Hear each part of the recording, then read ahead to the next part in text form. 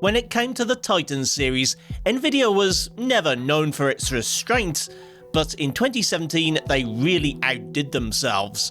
Unlike its immediate predecessor, the second Titan card of the year was in no danger of being undermined by its own TI classmate, as it was effectively in a generation all by itself. The Titan V was apparently not intended for gamers, and if the $3,000 asking price wasn't enough to get that message across, maybe the aggressively gold paint job would be.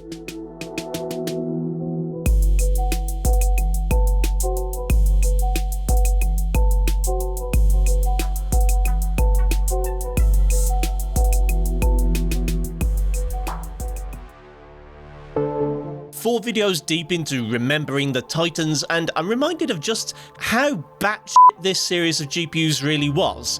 Of course, none of the early models were ever really worth the asking price. They were at best a few CUDA cores ahead of the nearest consumer model, and at worst they were actually a step behind.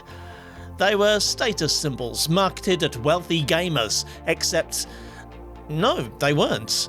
These are high-end professional cards for serious workloads. Except we're going to make this one in Jedi and Empire variants.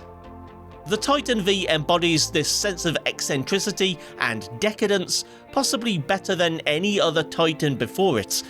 The V came out just 8 months after the XP, using an architecture made for machine learning, and at a time before ChatGPT and Midjourney were household names, the ML hype was only really a thing among the very nerdiest of nerds, and yet the Titan V's colour scheme and disproportionately high price tag seem purposefully selected to appeal to oil barons and Bible salesmen. There was even a CEO edition with a massive 32GB of HBM2, a fully unlocked GPU, and an undisclosed asking price. Apparently we learned nothing from the French Revolution. If you're not the kind of gamer who pored over the GPU news in the late 2010s, you might not even have heard of the Volta architecture, slotting in between the Pascal-powered GTX 10s and Turing-powered GTX 16s and RTX 20s. Volta never got a Geforce series of its own, and mainly featured in enterprise and workstation GPUs, in addition to 5,120 cores, 320 TMUs, 96 ROPs and 80 SMs, not to mention 12 gigs of HBM2 on a 3072-bit bus. The Titan V has 640 tensor cores to accelerate machine learning processes, and nothing else. Tensor cores wouldn't be relevant to the average consumer until the release of RTX some 9 months later, and as RTX functionality couldn't be backported into the Titan V, it would remain somewhat unattractive for gamers. Then again, I'm not making this series as a buying guide, but instead out of curiosity as to how the 1% lived and gamed during the era of the Titans. To that end, I've paired the V with the moderately priced gaming PC, powered by a Ryzen 5 7500F that might be pretty modest now, but would have eclipsed most or all of the CPUs available at the end of 2017, and shouldn't bottleneck the GPU at all but the lowest settings and resolutions. As this card probably wasn't pressed into service by many League of Legends or Counter-Strike players, I'm testing a range of AAA games from the Titan V's heyday right up to the present day at resolutions and quality settings more befitting of the most elite GPU of its time.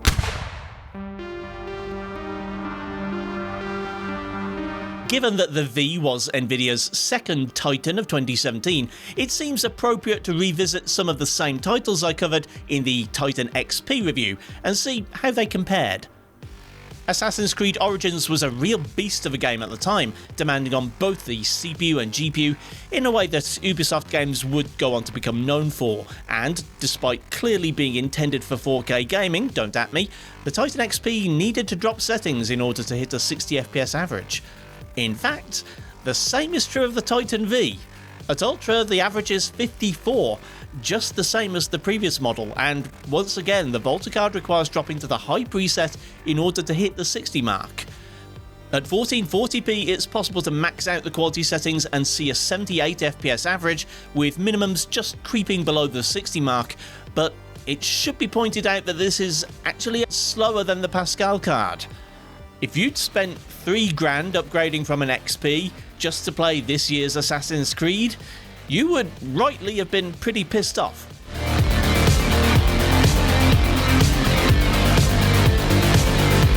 That being said, Origins was definitely an outlier, and everything else will start to go in the Volta's direction from here. Hellblade: Senua's Sacrifice performs remarkably better on the V than the card it succeeded. The XP suffered a major drop in performance in DX12 compared to DX11, whereas the V sees reduced 0.1% lows indicating more micro stutter, but had near identical 1% and average scores. At 4K very high, the V comes in about 10% short of the 60 FPS mark, and, barring the aforementioned micro stutter, could actually be a fairly smooth experience, especially compared to the 43 to 50 FPS of the Titan XP. At 1440p, the average climbs to 95 FPS, about 9 frames faster than the best result I saw on the Pascal card, and generally pretty excellent. I was somewhat shocked to see that the RT settings were available in the menu too. However, this isn't proof of some hidden RT cores, just that some older RT titles can use software ray tracing with GTX 10 and 16 series GPUs, and I guess it also applies to Volta. It shouldn't be at all surprising then that frame rates fall off a cliff with ray tracing enabled, failing to hit a 30 average. Pretty reflections though. Shadow of the Tomb Raider released the year after the Titan V, and once again proves to be too much to be maxed out on the most powerful single GPU card of the day. At least until the 2080 Ti launched the following week. I didn't max everything out at 4K. RT was an option, but I left that for the 1440p testing, and SMAA is just a little too costly for the very small benefit at those resolutions. However, at the highest preset with TAA, the Titan V managed to complete the benchmark at just under 58 FPS on average. Dropping the quality preset one notch to high takes the average up to 69, and the 95th percentile up to 61, so I don't think 4K gamers need complain too loudly. 1440p was a different matter entirely. At the highest preset, CPU performance could have been a limiting factor, as a 117 FPS average might have been outside the reach of even some of the higher end i7s and Ryzen 7s of the day. With SMAA enabled, performance takes a massive hit, and again, in my opinion, it's not worth it, but the game still manages an excellent 84 FPS.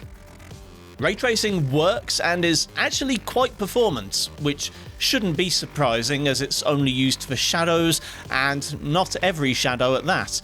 At 1440p highest with Ultra RT, the benchmark average of 54 with lows of 32 doesn't really give the whole picture. Actual gameplay varies wildly, with quite acceptable frame rates in one scene, dropping to unacceptable ones in another. In modern games, we'd expect to use upscaling as the solution, and it does seem like Crystal Dynamics have gone back at some point and patched Shadow of the Tomb Raider to support DLSS and XeSS.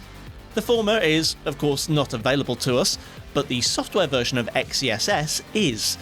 Performance is much more acceptable and doesn't drop anywhere near as low, but XeSS does cause some pixelation and moire artifacts, most notably around Lara's hair.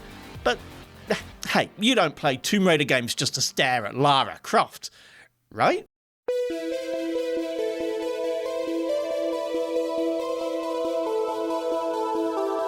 Benchmarking Red Dead Redemption caused a few headaches this time round. If you're the sort of person who pixel peeps at my RTSS overlay, you might have noticed in a few clips that the GPU appeared to be thermal throttling, or nearly at least. I started recording at stock settings, and I did go back and retest everything with a more aggressive fan curve. I just didn't recapture every video clip second time around. The original plan was to lift the power and thermal limits in Afterburner, but RDR2 really didn't like that and crashed every time I tried. I did finally manage to get results, but only at bone stock settings. In terms of performance, we all know that Rockstar's latest can be pretty stressful if you max out settings, and that it's probably wisest to seek out optimised settings from Hardware Unboxed or Digital Foundry. But if you'd spent all this money on a Titan V for some reason, you might have expected to just be able to crank everything up to max. Well, at 4K at least, that would be a mistake. The V can only manage a 46 FPS average at these settings, which is a healthy 30% higher than the XP, but is still a bit on the low side. 1440p owners will have been happier with a much more tolerable 68 FPS, but of course, realistically, everyone would have been better off dropping settings a bit.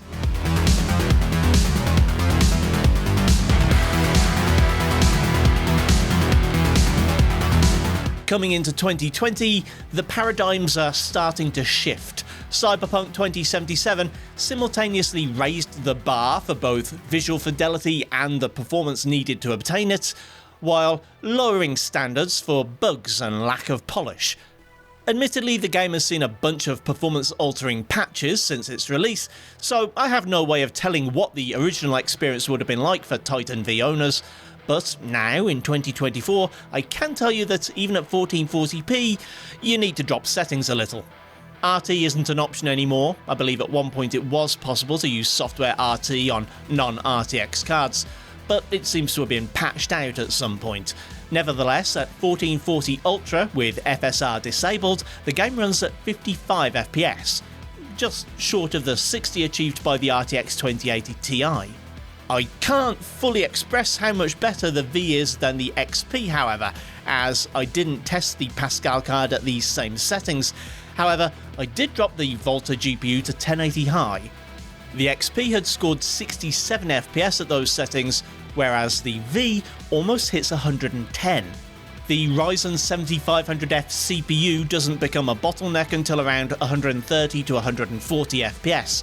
So I think it's fair to say the Volta-based card is roughly 60% faster than the Pascal in Cyberpunk.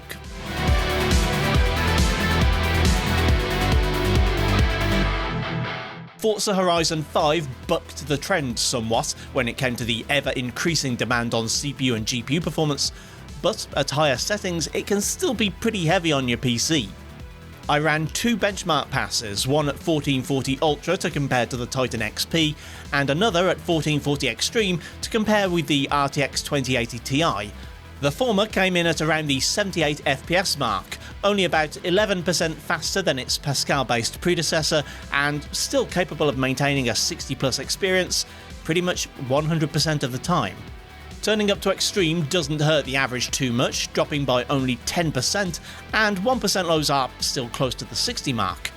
For comparison, the Turing-based 2080 Ti hit 76 FPS at the same settings, and could even pretty much match the Titan V's 70 FPS, while also enabling in-game RT.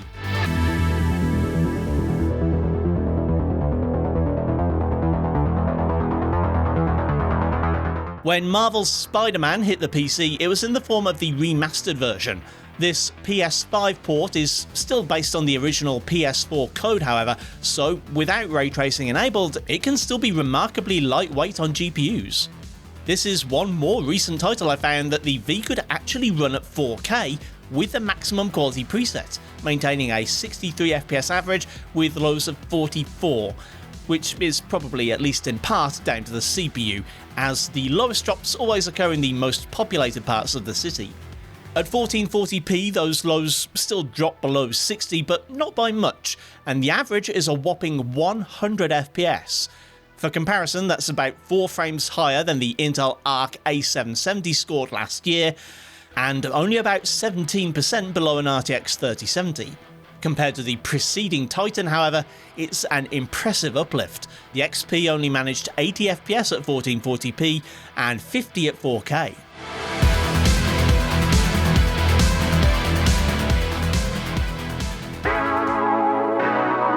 Something odd happened with The Last of Us.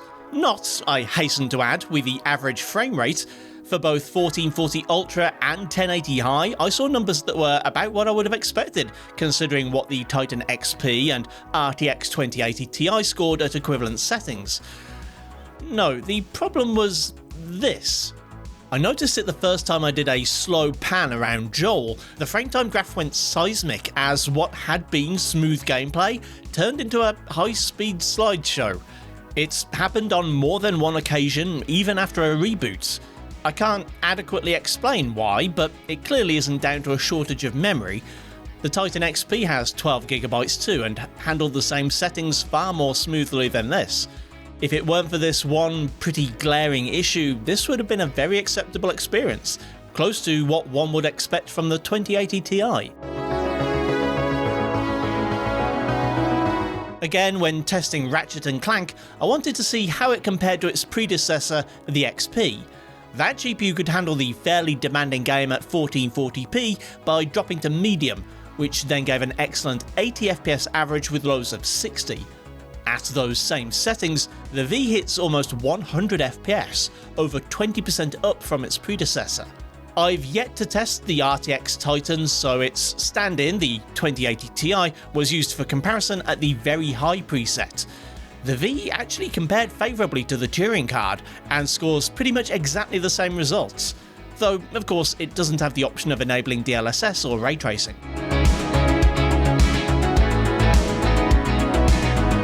If it weren't for its weirdly high VRAM requirements, RE4 Remake could have been a golden experience on the Titan V.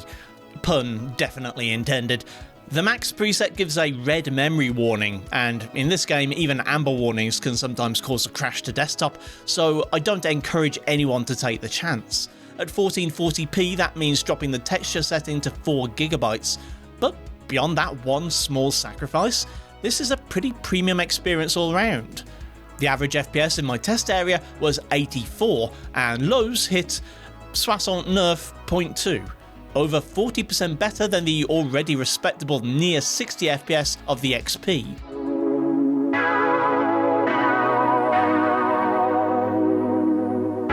In case you missed about the last 7 months of PC gaming coverage, Starfield is a demanding game. Arguably too demanding for the level of visual quality.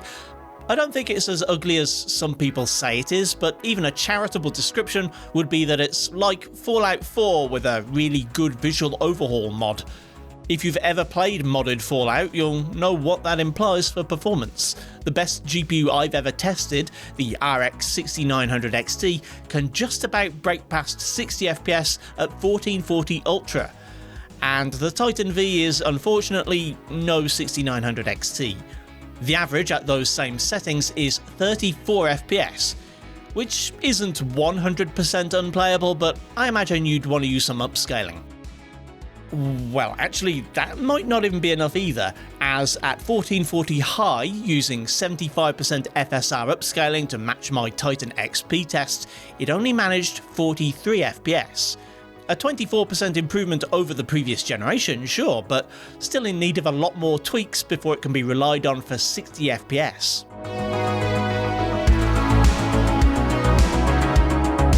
Yes, I haven't found a replacement title for Avatar: Frontiers of Pandora in my benchmark suite yet, and no, I haven't brought myself to actually play the game either. I'm not inclined to get myself too attached to any Ubisoft titles, now they've proven quite happy to wipe their old games off the face of the internet.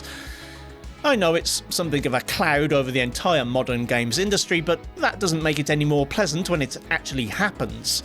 Anyway, hopping off the soapbox, Avatar Cry defaults to using ultra quality FSR, and I've yet to find a GPU that can give a satisfactory frame rate without it. At 1440 Ultra, the benchmark completes with 43 frames per second on average, which is almost exactly the same as the 2080 Ti.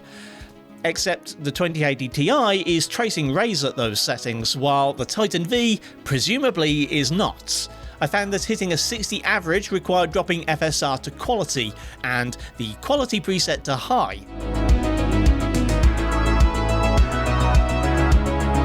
I did get to test the Titan XP in Alan Wake 2, but it was back before the patch that provided an alternative rendering solution for GPUs that don't support mesh shaders, so I had to drop it to 1080 low to get an even vaguely playable experience.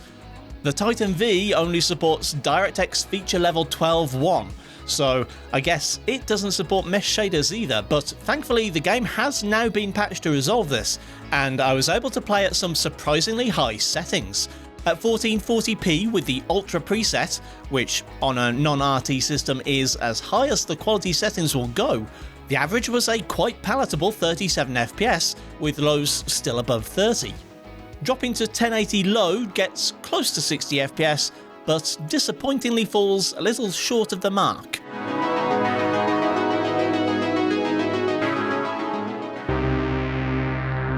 As I've explained elsewhere, I suck at Helldivers 2, and I don't really feel inclined to getting good at it, but I know how popular it is, and I guess I feel obliged. That doesn't mean I wanted to dedicate a lot of time to it, so I played one game at 1440 Ultra with Ultra FSR, which was a very pleasant 60+ experience that actually averaged about 74.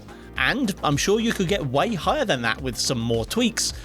But who am I kidding? You're probably not going to buy a Titan V to play Helldivers, especially when the 2080 Ti scored similar results and will probably cost you significantly less.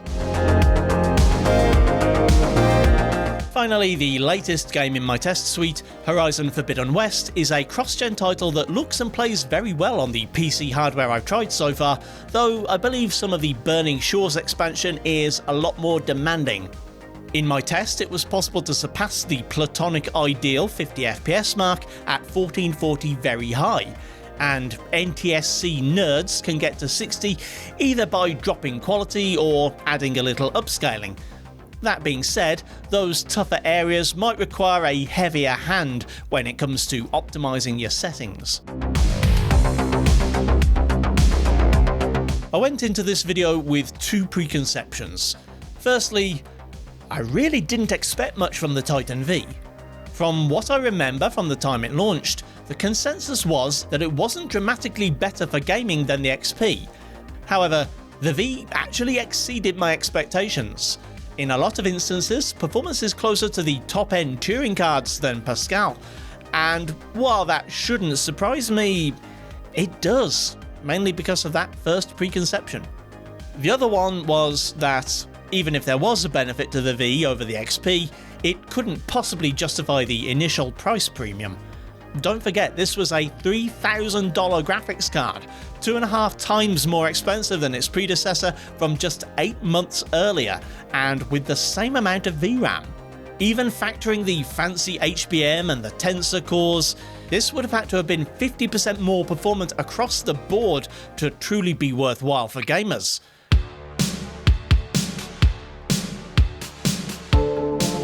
And that remains the single greatest truth of the Titan lineup and their legacy in the GPU markets. They were Halo tier GPUs for a micro niche customer base that became a meme for their abysmal price to performance, and which lost the majority of their appeal in a distressingly short amount of time.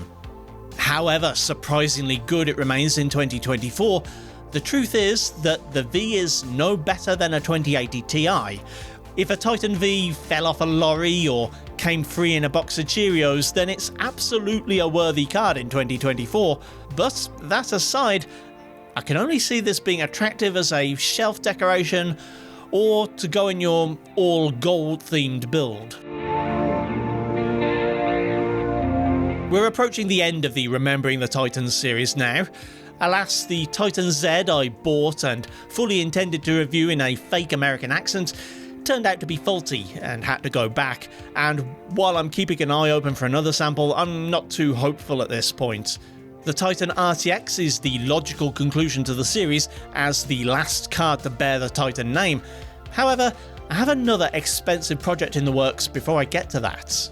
If all goes to plan, that next big project should start this July. In the meantime, thanks for watching, kindly do the usual YouTube things if you feel so inclined, and I'll see you next time.